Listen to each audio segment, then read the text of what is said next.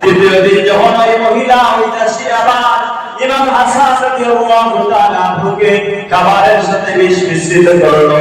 যখন বিষ পান করলেন, পান করার পর দাঁড়ালেন, বসা থেকে দাঁড়ালেন, দাঁড়ানোর পরে ইমাম হাসান রাদিয়াল্লাহু তাআলা আনহু দাঁড়ানো অবস্থায় হঠাৎ করে মাটিতে পড়ে গেলেন, অজ্ঞান হয়ে গেলেন। ইমাম হাসান বললেন, আমার কলিজার টুকরা সন্তান কাশেম রাদিয়াল্লাহু তাআলা আনহু কোথায়, তাকে ডাক দাও।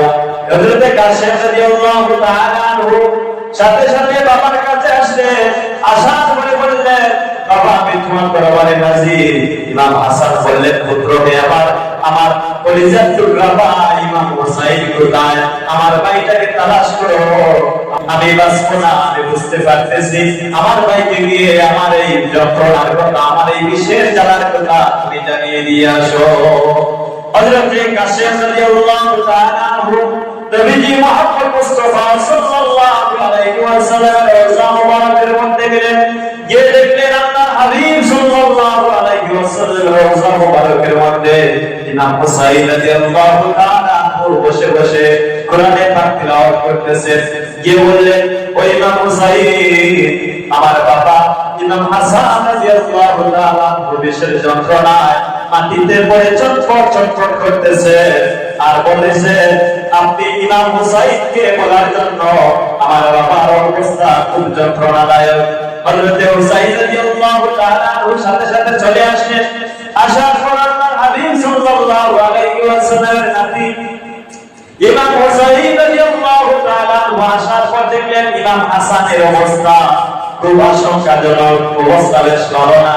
তখন ইমাম হাসান রাদিয়াল্লাহু তাআলা আনহু বললেন, ওরে ভাই আমার হুসাইন, দুনিয়ার জমিনে থাকা অবস্থায় আমরা দুই ভাই ইমাম হাসান আর ইমাম হুসাইন দুনিয়ার জমিনে যেভাবে একটি কবুতর আর একটা কবুতরের সাথে জোড়া মিলে চলাফেরা করে, যেভাবে বসবাস করে, আমরা দুই ভাইও দুনিয়ার জমিনে এমনইভাবে চলাফেরা করতাম।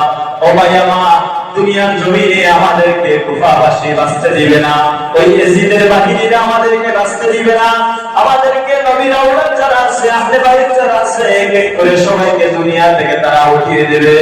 ও ভাই, আমি দুনিয়া থেকে চলে যাব, যাওয়ার সময় তুমি হাসান রাদিয়াল্লাহু তাআলা আনহু বলেন, তুমি হুসাইনকে আমি একটা ওসিয়ত করে যাচ্ছি, আমার ছেলে কাশেমা, তোমার মেয়ে সকিনা রাদিয়াল্লাহু তাআলা আনহা, উনারা যখন বিবাহের বয়সে উপযুক্ত হবে, তখন তুমি আমার ছেলের সাথে তোমার মেয়েটাকে বিবাহ দিও।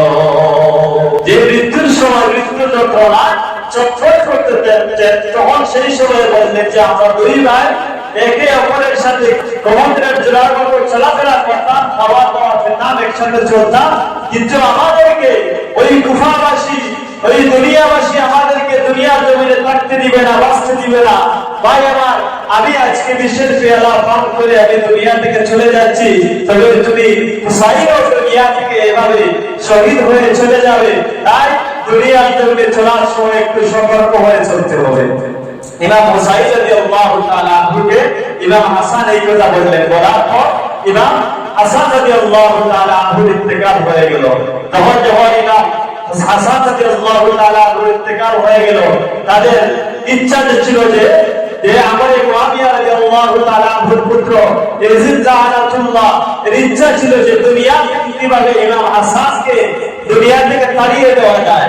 যখন সে সাকসেসফুল হলো, ইমাম হাসানকে দুনিয়া থেকে বিদায় দেওয়ার পর তখন সে নিজে নিজে বলল, এখন তো রাজত্ব আমার, এখন তো আমি বাদশাহী পাবো, কারণ আমার বাবা, আমার ওয়ালিদ মুহতারাম হযরতে আমার মুআবিয়া রাদিয়াল্লাহু তাআলা আনহু বলে গিয়েছিলেন যে উনি যখন দুনিয়া থেকে চলে যাবেন এই দায়িত্বটা ইমাম হাসান পাবে।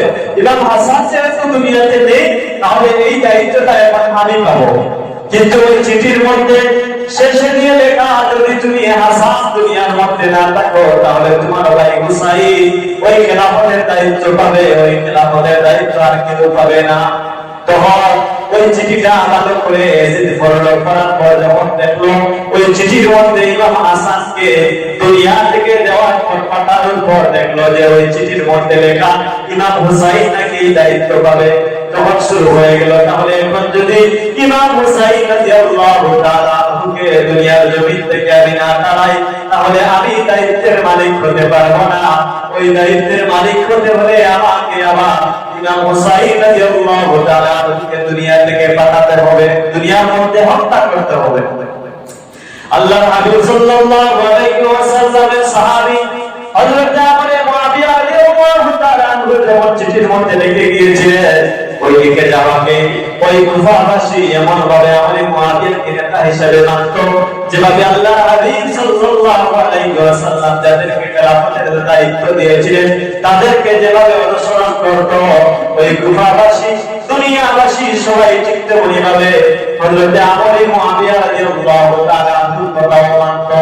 তখন ইয়াজিদ গিয়ে বলল, ও কুফাবাসী, ও দুনিয়াবাসী, তোমাদেরকে আমি জানিয়ে দিতে চাই, আবু মুআবিয়া রাদিয়াল্লাহু তাআলা আমার পিতা দুনিয়ায় থাকা অবস্থায় আমার পিতা দায়িত্ব দেওয়ার জন্য চিঠির মধ্যে লিখে গিয়েছিলেন যে দুনিয়ার মধ্যে যখন আমার পিতা থাকবেন না তখন ওই দায়িত্বটা ইমাম হাসান পাবেন।